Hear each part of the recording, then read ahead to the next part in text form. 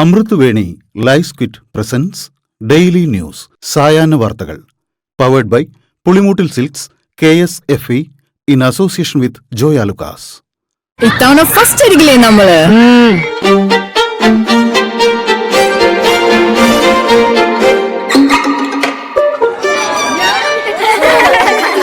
കുട്ടികൾക്കൊക്കെ പെയിൻ ശല്യം ഉണ്ടാകും. അതുകൊണ്ട് ലൈസ് കിറ്റ് ഉപയോഗിച്ച് ക്ലാസ്സിൽ വരാൻ പ്രത്യേകം ശ്രദ്ധിക്കണം. ലൈസ് കിറ്റ് ലൈസ് റിമൂവർ പെയിൻ ശല്യത്തിൽ നിന്നും ഉടനടി ആശ്വാസം. നമസ്കാരം, ഞാൻ ഡെയ്സി ബിജു. ഡെയിലി ന്യൂസിന്റെ സായന വാർത്തകളിലേക്ക് സ്വാഗതം. ഇന്ന് ജൂലൈ 15 ബുധനാഴ്ച. സംസ്ഥാനത്തെ വിവിധ വകുപ്പുകളിലെ ഫയൽ നീക്കത്തിനും വകുപ്പ് തല ഏകോപനത്തിനും ഫയൽ മാപ്പിംഗ് സംവിധാനം ഏർപ്പെടുത്തുമെന്ന് മുഖ്യമന്ത്രി വി ഡി സതീശൻ. എല്ലാ വകുപ്പുകളിലെയും ഫയലുകളും മുഖ്യമന്ത്രിക്കും ചീഫ് സെക്രട്ടറിക്കും പരിശോധിക്കാൻ സംവിധാനമുണ്ടാകും. സർക്കാർ പദ്ധതികൾക്ക് പ്രോട്ടോകോൾ വരും. പദ്ധതി നടത്തിപ്പിലെ കാലതാമസത്തിനും അധിക ചെലവിനും നിയന്ത്രണമുണ്ടാകുമെന്നും മുഖ്യമന്ത്രി വ്യക്തമാക്കി. ഇ ശ്രീധരൻ നിർദ്ദേശിച്ച അതിവേഗ റെയിൽപാതയിൽ മാറ്റങ്ങൾ നിർദ്ദേശിച്ച വിദഗ്ധ സമിതി. നിലവിലെ ഘടന പറ്റില്ലെന്നും സാമ്പത്തിക നിർദ്ദേശങ്ങൾ മാറ്റണമെന്നും സമിതി ചൂണ്ടിക്കാട്ടി. ക്രൌഡ് ഫണ്ടിംഗ് സാധ്യമാകുമോ എന്ന് സംശയമാണ്. ശ്രീധരൻ മുന്നോട്ട് വച്ചത് 40% ക്രൌഡ് ഫണ്ടിംഗ് ആണ്. 24,000 കോടി പിരിഞ്ഞു കിട്ടേണ്ടതുണ്ട്.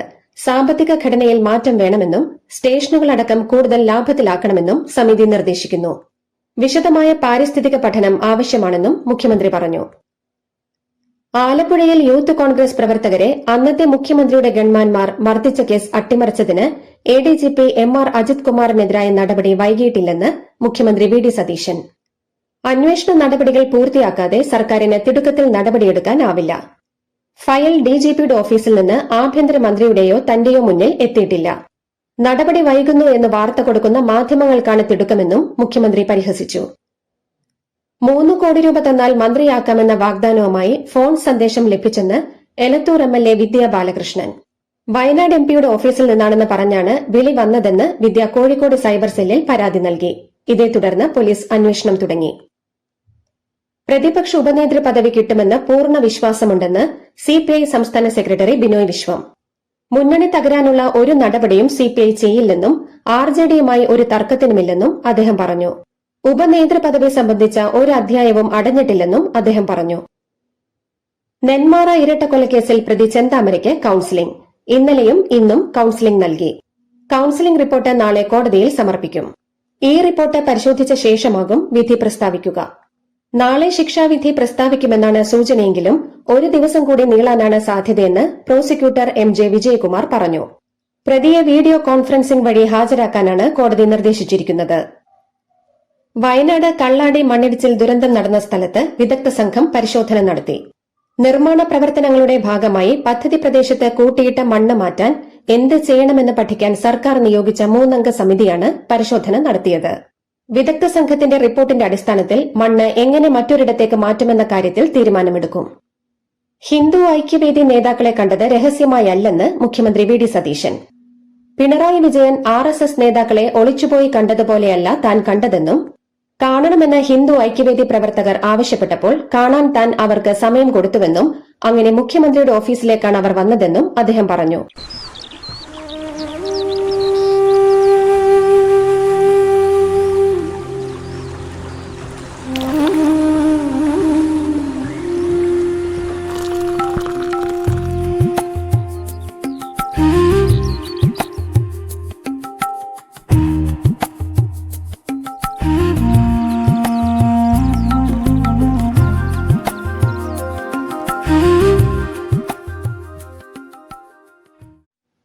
ലഹരി വിരുദ്ധ പ്രചാരണത്തിനായി കൊച്ചിയിലേക്ക് വരാമെന്ന് തമിഴ്നാട് മുഖ്യമന്ത്രി C ജോസഫ് വിജയ്.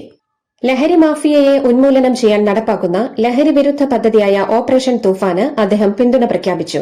ആഭ്യന്തര വകുപ്പ് മന്ത്രി രമേശ് ചെന്നിത്തല ചെന്നൈയിലെത്തി വിജയുമായി നടത്തിയ കൂടിക്കാഴ്ചയിലാണ് കൊച്ചിയിലേക്ക് വരാമെന്ന് വാഗ്ദാനം ചെയ്തത്. സോളാർ സാമ്പത്തിക തട്ടിപ്പ് കേസിൽ ഉമ്മൻചാണ്ടിയുടെ PA ആയിരുന്ന ടെന്നി ജോപ്പനെ പ്രതിപട്ടികയിൽ നിന്ന് ഒഴിവാക്കാൻ ഹൈക്കോടതി അനുമതി നൽകി. മല്ലേലിൽ ശ്രീധരൻ നായർ നൽകിയ കേസിൽ നിന്നാണ് ടെന്നി ജോപ്പനെ ഒഴിവാക്കിയത്. 3ാം പ്രതിയായിരുന്ന ടെന്നി ജോപ്പൻ സമ്മർദ്ദം ചെലുത്തിയതിനാലാണ് സരിത നായർക്ക് പണം കൊടുത്തതെന്നാണ് മല്ലേലി ശ്രീധരൻ നായർ ആരോപിച്ചിരുന്നത്. ഈ കേസിൽ ടെന്നി ജോപ്പൻ അറസ്റ്റിലായിരുന്നു. ആത്മഹത്യ ചെയ്ത അഞ്ചരക്കണ്ടി കോളേജ് വിദ്യാർത്ഥി നിതിൻ രാജിന്റെ കുടുംബം പുതിയ അന്വേഷണ സംഘത്തെ നിയോഗിക്കണമെന്നാവശ്യപ്പെട്ട് മുഖ്യമന്ത്രിയെയും ആഭ്യന്തരമന്ത്രിയെയും കാണുന്നു. നിലവിൽ കേസ് അന്വേഷിക്കുന്ന ക്രൈംബ്രാഞ്ചിൽ നിന്ന് അന്വേഷണം മാറ്റണമെന്നാണ് ആവശ്യം.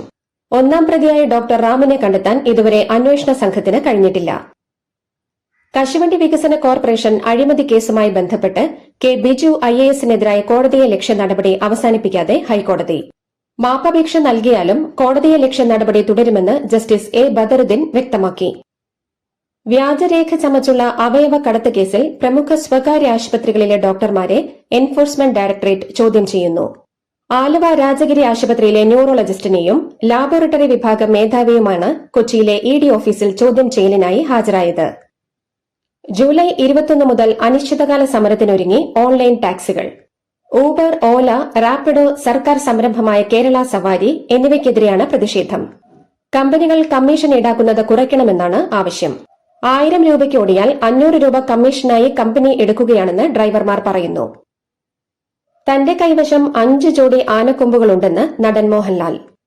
പുതിയതായി വെളിപ്പെടുത്തിയ 3 ജോഡി ആനക്കൊമ്പുകളുടെ വിവരം ഹാജരാക്കാൻ നിർദ്ദേശം നൽകിയതായി മലയാറ്റൂർ DFO കാർത്തിക്. ആനക്കൊമ്പുകൾ സമ്മാനമായി ലഭിച്ചതാണെന്ന് മോഹൻലാൽ. NCP ശരത് പവാർ വിഭാഗം BJPക്കൊപ്പം പോകുമെന്ന FB പോസ്റ്റിട്ടതിന് CPM കണ്ണൂർ ജില്ലാ നേതൃത്വത്തിനെതിരെ NCP ശരത് പവാർ വിഭാഗം. CPM കണ്ണൂർ ജില്ലാ നേതൃത്വത്തിന്റെ ഔദ്യോഗിക പേജിൽ പോസ്റ്റിട്ടതിൽ നടപടി വേണമെന്ന് NCP സംസ്ഥാന ജനറൽ സെക്രട്ടറി MP മുരളി ആവശ്യപ്പെട്ടു.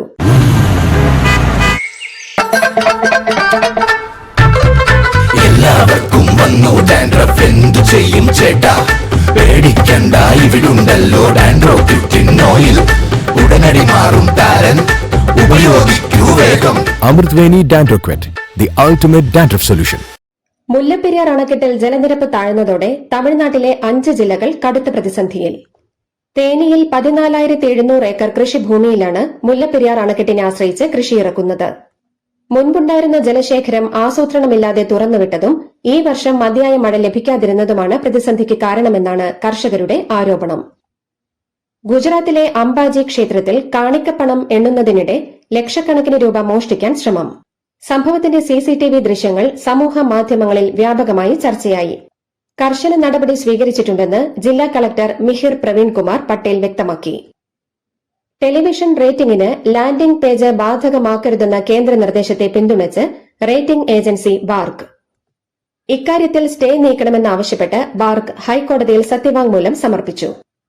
ഓസ്ട്രേലിയൻ മിഷണറിയായിരുന്ന ഗ്രഹാം സ്റ്റെയിൻസിനെയും മക്കളെയും ചുട്ടുകൊന്ന കേസിൽ മുഖ്യപ്രതി ദാരാ സിംഗിനെ മോചിപ്പിക്കുന്ന കാര്യത്തിൽ ഓഗസ്റ്റ് 19-നകം തീരുമാനമെടുക്കണമെന്ന് സുപ്രീംകോടതി.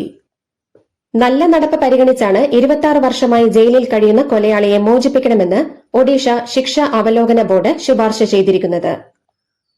പ്രതിപക്ഷ നേതാവ് രാഹുൽ ഗാന്ധി കോക്രോച്ച് ജനതാ പാർട്ടിയുടെ പ്രതിഷേധത്തെ പിന്തുണയ്ക്കാത്തത് എന്തെന്ന ചോദ്യം അപ്രസക്തമാണെന്ന് അഭിജിത് ദീപ് കെ. പകരം പ്രധാനമന്ത്രി മിണ്ടാത്തതും കേന്ദ്ര വിദ്യാഭ്യാസ മന്ത്രി ഇപ്പോഴും തുടരുന്നതും എന്തുകൊണ്ടെന്ന് ചോദിക്കണമെന്ന് ദീപ് കെ ആവശ്യപ്പെട്ടു. ഡൽഹിയിലെ ജന്തർ മന്ദറിൽ നിരാഹാര സമരം തുടരുന്ന ആക്ടിവിസ്റ്റ് സോനം വാങ്ചുക്കിന്റെ ആരോഗ്യാവസ്ഥയിൽ ആശങ്കയറിയിച്ച ഡൽഹി ഹൈക്കോടതിയിൽ ഹർജി. നിരാഹാര സമരം 18ാം ദിവസം പ്രവേശിച്ചതിനിടെ സോനം വാങ്ചുക്കിന്റെ അഭിഭാഷകനായ രാകേഷ് കുമാർ സെയിനിയാണ് ഹർജിയുമായി ഹൈക്കോടതിയെ സമീപിച്ചത്. ഇന്ത്യക്കാർക്കുള്ള വിസരഹിത പ്രവേശനം തായ്ലൻഡ് പിൻവലിക്കില്ല. ഇന്ത്യയിൽ നിന്നുള്ള സന്ദർശകർക്ക് 30 ദിവസത്തെ വിസരഹിത പ്രവേശനം തുടരാൻ തായ്ലൻഡ് മന്ത്രിസഭ തീരുമാനിച്ചു. ഹോർമുസിൽ 150 ഇന്ത്യൻ നാവികർ വിവിധ കപ്പലുകളിലും ടാങ്കറുകളിലുമുണ്ടെന്ന് കേന്ദ്ര സർക്കാർ. ഇവരുടെ സുരക്ഷയ്ക്കായി പ്രത്യേക ഡാഷ്ബോർഡ് തുറക്കും. അടിയന്തര ഘട്ടത്തിൽ നാവികർക്കായി ലെയ്സൺ ഉദ്യോഗസ്ഥരെ നിയമിക്കുമെന്നും സർക്കാർ അറിയിച്ചു. 7 ഇന്ത്യൻ കപ്പലുകൾ ഇപ്പോഴും മേഖലയിലുണ്ട്. ഷിപ്പിംഗ്, വിദേശകാര്യ മന്ത്രാലയങ്ങൾ സ്ഥിതി നിരീക്ഷിക്കുന്നുണ്ട്. ഹോർമുസ് കടലിടുക്കിലൂടെയുള്ള ഇറാനിയൻ കപ്പലുകൾക്ക് പൂർണ്ണ ഉപരോധം ഏർപ്പെടുത്തുമെന്ന് US president Donald Trump.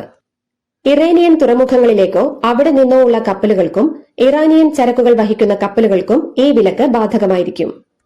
Iran ഒഴികെയുള്ള രാജ്യങ്ങൾക്കുള്ള കപ്പൽ ഗതാഗതത്തിനായി ഹോർമുസ് പാത തുറന്നു നൽകുമെന്നും അദ്ദേഹം ട്രൂത്ത് സോഷ്യലിലൂടെ വ്യക്തമാക്കി.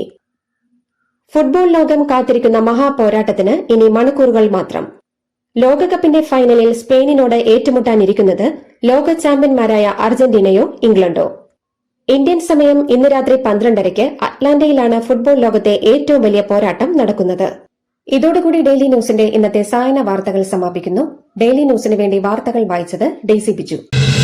dailynewslive.in വാർത്തകൾ വിരൽ തുമ്പിൽ.